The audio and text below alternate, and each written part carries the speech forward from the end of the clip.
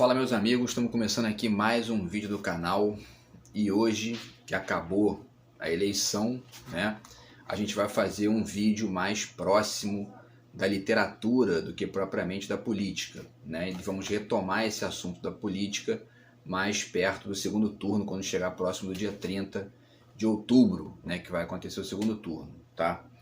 Hoje, então, a gente vai fazer o seguinte, a gente vai falar sobre uma lista que eu fiz aqui de alguns livros que foram muito importantes na minha formação como leitor, né? O processo ali de contato com a literatura de maneira mais ampla, entre os 15 e os 20 anos de idade, tá? E alguns livros que passaram, né, pela minha vida naquele momento.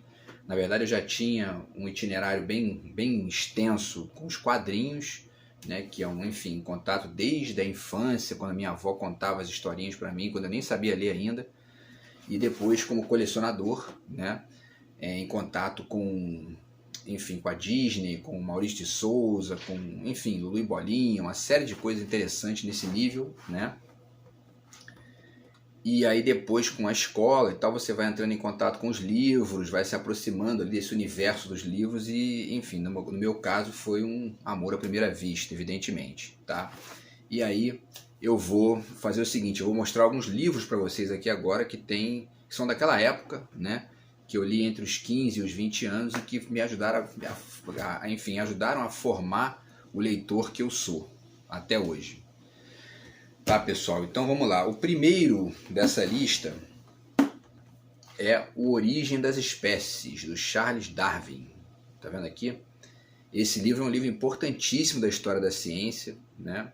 O trabalho que o Charles Darwin fez depois de visitar as Ilhas Galápagos, depois de fazer a excursão com o T.S. Beagle, né? Que foi aquele navio com o qual ele desceu ali na América do Sul, passou pelo Brasil também, desceu pela Patagônia, depois subiu pelo Chile e foi chegar nas Ilhas Galápagos, na região do Equador, que foi na qual ele fez as descobertas, grandes descobertas que geraram esse livro, que é um dos livros mais importantes da história da biologia e da ciência, né? Então está aqui nessa edição bem antiga, né, da editora Emos. Eu não sei nem se existe essa editora ainda, né?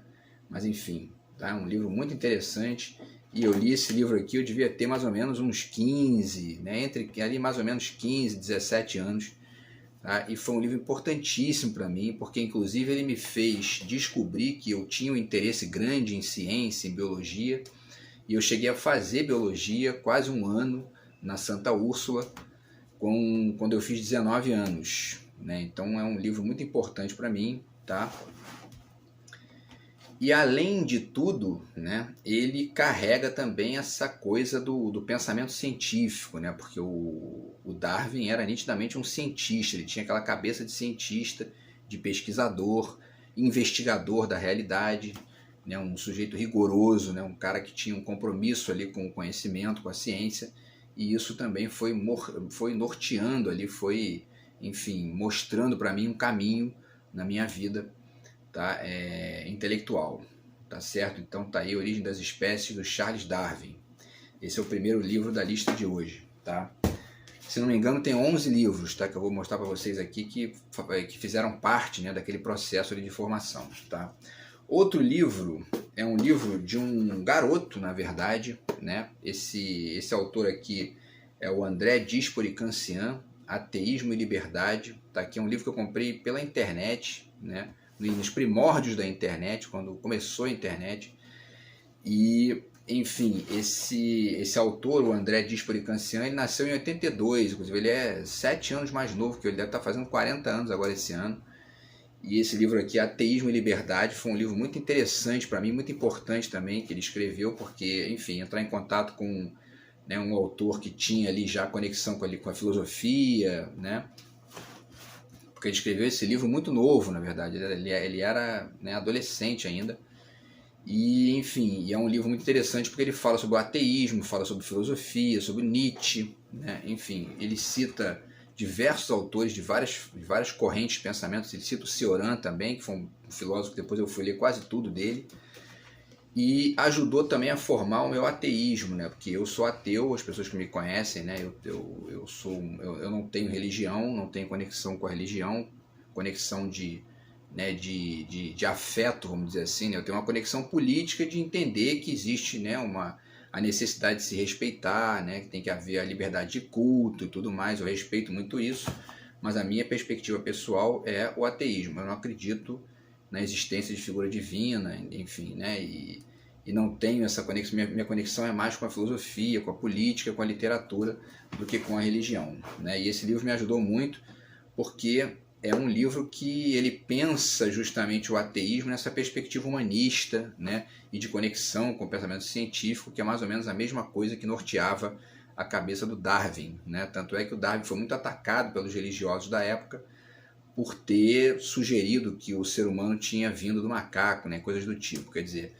Então, enfim, todo esse emaranhado de reflexões científicas foi formando a minha cabeça de adolescente ali, de pós-adolescente, início da fase adulta, tá? E esse livro também foi muito importante. Beleza, pessoal? O terceiro livro da lista de hoje é esse aqui, Depois de Deus, o Futuro da Religião. Esse livro aqui já é da editora Rocco, né? Que é uma editora que existe até hoje, do Don Kopitch. E nesse livro aqui, o Don Kopitch, que é um cara que é ligado à teologia também e à filosofia, quer dizer, essas conexões curiosas até certo ponto, né, entre religião e filosofia, geraram esse livro aqui do Don Kopitch. E é interessante quando a gente analisa aqui o sumário, né, do livro, a gente percebe qual é o itinerário dele, né? Ele vai e passa pelo... Esse livro aqui, na verdade, é mais antigo, ou melhor, ele é mais... Ele é menos antigo, né? Eu li ele um pouco depois, né? Mas ele é muito interessante, porque ele tem várias reflexões importantes no seguinte sentido, de mostrar como que a religião foi se adaptando à vida social e humanista depois que os deuses e os mitos foram substituídos, né? Justamente pela lógica humanista e tudo mais. Quer dizer, a gente, na verdade, no Ocidente é muito herdeiro de uma lógica que foi uma espécie de guerra ideológica, na verdade, entre o cristianismo, a reforma protestante e o humanismo de origem grega, né? Então, quer dizer, a gente fica ali o tempo todo, né, oscilando entre esses três vínculos históricos, né? E o Don Kopitch vai falar bastante desses, especialmente desses dois, né, da questão dos mitos gregos e dos deuses, e como que a religião foi se deslocando, né? Tanto é que o primeiro capítulo, né, o advento dos deuses, que substituíram os mitos, né? E depois o desaparecimento dos deuses no capítulo 2, que é o fim da metafísica dogmática, e aí o surgimento do humanismo e etc. E depois, na parte 3, ele fala da religião depois dos deuses, tá? E aí ele chega até ao naturalismo e tal, e a globalização também, tá? Então é um livro muito interessante. O Don Kopitch também fez aí a minha cabeça naquele início de fase adulta, tá? O quarto livro da lista, e agora vamos partir para a parte de literatura, né? É esse livro fantástico chamado Meu Pé de Laranja Lima, do José Mauro de Vasconcelos, nessa ediçãozinha aqui de bolso, né? Fantástico. Esse foi o primeiro livro que eu li na vida, tá? E é um livro que me marcou muito, que é uma história emocionante também, né? E quem conhece a história sabe que é uma história que a gente, né, quando você é criança, ali você está naquele processo de conhecer a literatura e tudo mais, você chega a se emocionar com a história. Tem umas perdas aqui em jogo também, enfim, não vou contar, né, para poder não estragar, mas é um livro muito bonito, muito importante, né, muito emocionante, e marcou a minha história aí, marcou o meu início de contato com a literatura, tá? O Meu Pé de Laranja Lima, do José Mauro de Vasconcelos. Beleza, pessoal? Então, e é uma história que também, de certa forma, tem conexão com a questão da curiosidade também, né? Porque o garoto também tinha isso, né? Essa busca por descobrir coisas, aquela questão, né, da idade das descobertas e tudo mais. Então, enfim, é um livro muito bacana e marcou demais a minha vida esse livro. Foi o primeiro livro que eu li na vida, né? E, enfim, isso é uma coisa que marca a gente, né? Especialmente a gente que tem contato, que cria uma conexão sentimental né? de afeto com a literatura. Tá, pessoal? Mais um livro importante na minha trajetória também é essa adaptação aqui do Joel Rufino dos Santos para o Robin Hood, o Salteador Virtuoso, que é um livro interessantíssimo também, né? Uma adaptação feita pelo João Rufino. E a história do Robin Hood todo mundo conhece, né? Era o ladrão que roubava dos ricos para dar para os pobres, né? Quase que eu errei aqui. Mas enfim, então é uma história muito interessante porque também me ajudou muito a construir a minha visão ali política de mundo também, né? Obviamente que não para defender nenhum tipo de roubo nem nada do tipo, mas para defender, né, o lado dos oprimidos, né, na história, para defender, por exemplo, né, em quem você defende, Estados Unidos ou Cuba? Né? Eu vou defender Cuba, evidentemente, a posição do Che Guevara, que era uma espécie de Robin Hood, né, foi uma espécie de Robin Hood ali para Cuba em relação aos mafiosos americanos, estadunidenses que dominavam a ilha, né? Então, enfim, eu faço sempre essa comparação porque o Che Guevara me parece uma figura bem próxima do Robin Hood. Enfim, uma grande figura histórica, e o Robin Hood também é uma história interessantíssima.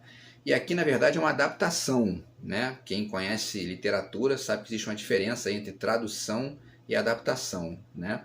O Joel Rufino, ele traduz, ele adapta, né? Eu não sei se foi ele que traduziu aqui foi ele que traduziu também, né? Então, ele traduziu e adaptou, né, o Robin Hood para o português, né? A diferença é que a adaptação ela não necessariamente fica muito próxima, exatamente próxima do original, né? Ela é mais um deslocamento da forma do texto original para uma forma adaptada para um segmento. Então, por exemplo, no caso aqui, para os jovens, né? Porque é nitidamente uma edição para jovens, para estudantes e tudo mais. Beleza, pessoal? Então, o Robin Hood também é um personagem que marcou a minha infância, minha adolescência, e esse livro aqui é um dos que me formou como leitor também, né? Assíduo e estudioso, tá? Vamos ver o tempo aqui. Mais um livro importante da minha formação é o Robinson Crusoe, do Daniel Defoe. Está aqui nessa edição de capa dura também, da editora Tempo Cultural, que eu também não sei se existe ainda. Enfim, o Robinson Crusoe todo mundo conhece, né, a história, né, desse sujeito chamado Robinson Crusoe, que ele acaba, né, caindo lá, ele naufraga, né, o navio dele naufraga, ele para numa ilha e passa ali cerca de 30 anos na ilha. Enfim, né, com todos aqueles reveses desse tipo de situação, e que inclusive gerou o filme Náufrago, né, com o Tom Hanks, né, baseado mais ou menos nessa história aqui do Robinson Crusoe. E aí tem também a questão do índio, enfim, aí muito se discute sobre a posição, que é um romance também algo colonialista também, né, enfim, algo imperialista de certa forma também, esse romance do Robinson Crusoe. Mas o fato é que para um adolescente, né, especialmente para os meninos, né, para nós que estamos saindo ali da infância para a fase da adolescência, meninos, a gente se identifica rápido com o Robinson Crusoe porque ele está ali, né, conhecendo, investigando a natureza, tentando resolver os problemas dele ali e tal, e é mais ou menos se descobrindo também numa nova realidade, e é mais ou menos o que acontece na adolescência. Então a gente sempre se identifica com personagens do tipo, e é o caso do Robinson Crusoe. E essa edição aqui também, que já é uma edição bem antiga, né, da coleção Grandes Aventuras, né? Vamos ver até o ano aqui, porque eu não lembro. Ó, é de 1989, eu tinha 14 anos nessa época aqui, né? E aí tem figuras também, tá vendo? Tem desenhos no livro, né? É bem interessante, tá? Ele vem com vários desenhos, tá vendo? Ó, coloridos, enfim. Muito interessante, uma edição aqui muito caprichada da editora Tempo Cultural, tá, pessoal? Então, Robinson Crusoe, muito bacana, isso também faz parte da minha história. Um livro que também é literatura e na verdade aparece um pouco depois, né, já próximo ali dos 20 anos, é O Assassinato no Expresso do Oriente, da Agatha Christie, nessa edição de capa dura aqui também, tá, da Altaia Records, né? E essa coleção eu tenho inteira aqui, já mostrei no Facebook, né? E de repente com certeza vou fazer vídeos também sobre essa coleção para o futuro aí. Enfim, e esse livro da Agatha Christie me marcou muito, foi o primeiro que eu li dela, O Assassinato no Expresso do Oriente, que é a história, né, do trem do Expresso do Oriente, na qual acontece um assassinato, né? A história no trem acontece um assassinato, e dentro do trem está o famoso Hercule Poirot, o detetive da Agatha Christie, e aí ele vai e começa a tentar desvendar o caso e, como sempre, ele consegue, né, a partir da utilização das suas células cinzentas, né, que são justamente aí o seu passaporte intelectual para resolver os problemas que vão aparecendo no seu caminho, né? E aí, obviamente, que essa questão da investigação, né, da detecção ali dos problemas, das pistas, né, da narrativa que as pessoas vão ponderando. O Ricardo Pilha tem um livro no qual ele faz uma associação do romance policial com a natação também, enfim, é muito interessante e isso também tem conexão com o pensamento científico, de certa forma, né, essas obras vão dialogando aqui na minha cabeça, naquela época, para formar o leitor, o investigador, o filósofo que eu sou hoje, né, e já há bastante tempo. Então, quer dizer, aquilo ali era uma espécie de eu estava plantando ali essa semente na minha cabeça com todas essas obras e esses autores. Beleza, pessoal? Então, Agatha Christie é mais um exemplo, e na verdade esse aqui é um dos livros, porque eu li vários dela nessa época, né? O Morte no Nilo, O Segredo de Chimneys, enfim, vários outros. O Homem do Terno Marrom também, enfim, vários livros interessantes que eu li naquela época. Eu já li mais de 40 livros dela, né? Então, é uma autora que me marcou muito também e que me ajudou a formar o leitor que eu sou, tá? O primeiro livro de filosofia estrito sensu que eu li na vida foi o Anticristo, do Nietzsche. Está aqui essa edição aqui da Martin Claret, né? É um livro que foi escrito no ano de 1888, né, pelo Nietzsche, e é um livro no qual ele descasca mesmo, né, com a Igreja Católica, com a religião cristã, de certa forma, né, de maneira efetiva, né, com a religião cristã.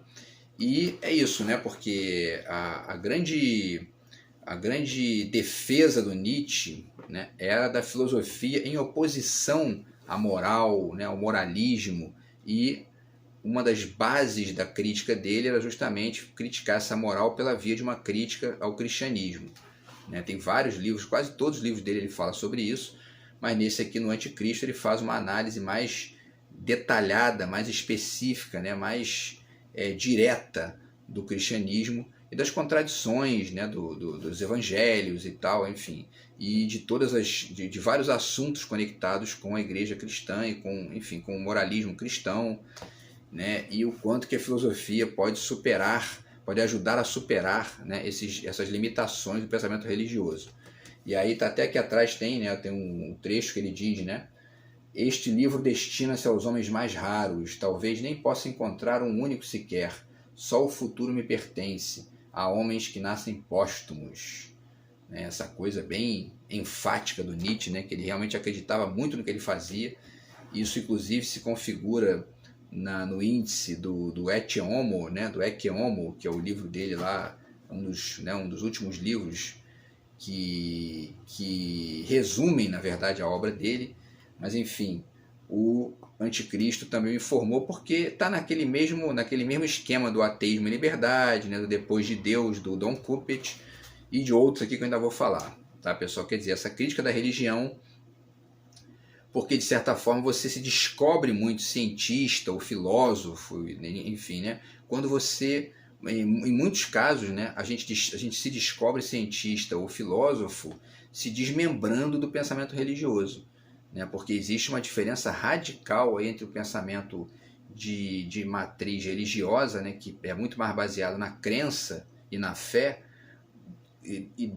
do pensamento científico e filosófico, que está muito mais baseado, né, na razão, na discussão de conceitos, né, nas extensões de raciocínio, e na percepção de que a realidade é sempre muito mais ampla do que as aparências ali de superfície. Tá certo, pessoal? Então esse livro do Nietzsche me ajudou muito. Depois eu li outros do Nietzsche, aí realmente eu, né, descambei ali vários livros de filosofia, e fui ler inclusive o Cioran também, que é um livro que o André Cancian cita no livro dele, e mais livros do Nietzsche também. Tá bom, pessoal? Vamos ver o tempo aqui. Então, tá chegando ao fim aqui, faltam 3 livros, tá? Os últimos 3 livros são esse aqui, O Guia dos Curiosos, do Marcelo Duarte, essa edição aqui da Companhia das Letras, tá? Esse livro é sensacional, porque ele faz uma divisão aqui em capítulos, né, e vai falando de várias curiosidades para a gente, de vários tipos de assuntos diferentes, né? Então, para vocês terem uma ideia, aqui ele fala sobre o universo, o reino animal, a ecologia, né, os esportes, invenções, a questão do poder da política, por exemplo, né, a religião, e aí passa pela arte, pela música, né, enfim. Tem uma parte que fala de datas e festividades, literatura, tem uma parte que é só de literatura também, que é muito interessante, cinema, quadrinhos, enfim. E é um livro que, na verdade, o eixo de raciocínio aqui é justamente a curiosidade, né? E a curiosidade é uma das características do pensamento filosófico, do pensamento científico, né? Do pensamento da gente que busca refletir o mundo e tentar aí estabelecer leituras e releituras sobre os assuntos, sobre todos os assuntos, né? Que você acaba gostando ali e tal, que você se acha no, né? Ou no direito, ou então na possibilidade de comentar. E aí a curiosidade é uma das bases desse tipo de pensamento. Evidentemente que eu estou falando curiosidade, não fofoca, né? Que é bem diferente. Fofoqueiro é uma coisa, curioso é outra, né? O cientista, ele é normalmente uma pessoa curiosa, o filósofo também, e não fofoqueiro, bem diferente do fofoqueiro que fica ali, está o tempo todo preocupado com a vida dos outros, ao invés de procurar alguma coisa boa para fazer, né? Alguma coisa boa, útil e inteligente, né, para fazer. E o fato é que esse livro do Marcelo Duarte, né, o Guia dos Curiosos, me ajudou muito, foi um grande formador também da minha... Esse aqui eu já li mais, né, já próximo ali dos 20 anos e tal, e, enfim, mas é um livro que me marcou muito, me ajudou muito a formar a cabeça de filósofo que eu tenho, a cabeça de cientista, de certa forma, que eu tenho também, estudioso, né, e tal, estou fazendo doutorado agora, então, quer dizer, professor também, então, enfim, tudo isso está mesclado nessas conexões literárias aqui daquele período de formação ali entre os 15 e os 20 anos, tá, pessoal? E esse livro do Marcelo Duarte, O Guia dos Curiosos, ele faz muito parte desse processo também, tá bom? E para finalizar, 2 livros de ciência, a gente volta aqui à ciência, né, que também eu li naquela época ali mais ou menos, que é O Mundo Assombrado pelos Demônios, do Carl Sagan. Esse livro sensacional, um livro sensacional, e é um livro, inclusive, que ele é profético, de certa forma, em relação ao que está acontecendo no Brasil nos últimos anos, né, esse fenômeno bolsonarista, de negacionismo da ciência, né, de terraplanismo, enfim, essa gente tosca aí, um crente no Ministério da Educação, enfim, né, toda essa lambança que a gente está vivendo aqui no Brasil agora, o Carl Sagan já narrava o que acontecia nos Estados Unidos naquela época, né? Enfim, inclusive esse filme aí que passou recentemente, o Não Olhe para Cima, né? Ele reflete também um pouco, ele lembra muito essa lógica aqui que o Carl Sagan narra nesse livro, porque além de falar do método científico, né, dessa coisa do método, do ceticismo, né, da admiração que a ciência demanda, ele também dá vários exemplos de pseudociência, comportamentos supersticiosos, enfim, e uma série de coisas que vão acontecendo naquela época ali, virada da década de 80 para a década de 90 nos Estados Unidos, e que se refletia nisso, nesse comportamento, pessoas que acreditavam que eram abduzidas por extraterrestres, né, enfim, uma coisa assim, né, patética e ao mesmo tempo bizarra, e que ele sugere, na verdade, a ciência como um contraponto a isso, né? E aí tem aqui o subtítulo, né? A ciência vista como uma vela no escuro.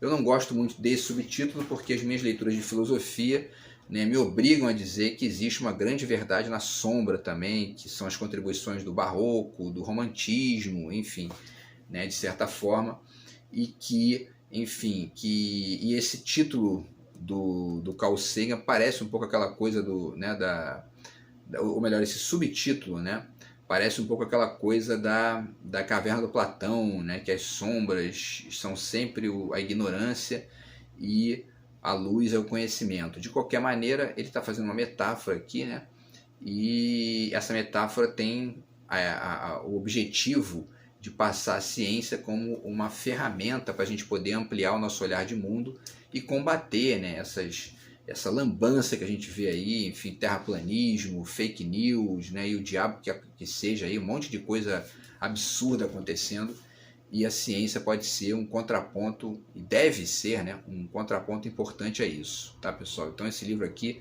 também um dos livros que foi mais importante, um dos mais importantes da minha formação, ali próximo dos 20 anos, tá bom?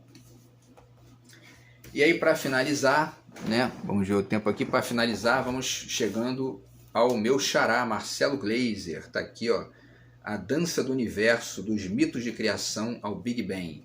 Esse livro aqui do Marcelo Gleiser, eu conheci esse livro logo depois de terminar de ler o livro do Carl Sagan pela segunda vez, né, eu descobri esse livro do Marcelo Gleiser, e aí fui ler um livro fantástico também, que ele faz um trajeto, né, da ciência dos gregos até a ciência do século XX, quer dizer, teoria da relatividade, mecânica quântica e tudo mais, passando por vários cientistas da história, passando pelo Galileu, passando pelo Copérnico, Tycho Brahe, enfim, vários nomes, né, importantes da história da ciência, e falando inclusive das conexões da ciência com a poesia, o que também é interessante e me chamou muita atenção nesse livro, porque mostrou a sensibilidade do Marcelo Gleiser em relação a essa questão, né, das conexões entre a ciência e a literatura, tá, pessoal? Então, enfim, é isso, tá? E aí tem essa capa maravilhosa aqui da Companhia das Letras, né, com um pedaço do quadro do Van Gogh, né? E esse livro também foi muito importante para formar o meu pensamento científico, filosófico e tudo mais. Tá, pessoal? Então, enfim, a gente vai fazer mais vídeos sobre esse livro aqui do Carl Sagan também, para poder fazer resumos mais amplos aqui dessas obras, porque tem muita coisa interessante para transmitir para a gente utilizar para fazer reflexões sobre o mundo, sobre as questões políticas aí e filosóficas. Beleza, pessoal? Então é isso. Espero que vocês tenham gostado do vídeo de hoje, tá? Que são essas referências, na verdade, da minha vida filosófica, da minha vida literária ali, o início da minha vida literária, e eu espero que tenha ajudado vocês aí, contribuir para dar até dicas, né, para pessoas que estão começando a ler também, tá, pessoal? E que estão precisando, estão com o interesse, né, de conhecer obras que acabam estimulando a gente a pensar e refletir. Tá bom, meus amigos? Então é isso, a gente se vê no próximo vídeo. Grande abraço, até lá e fui!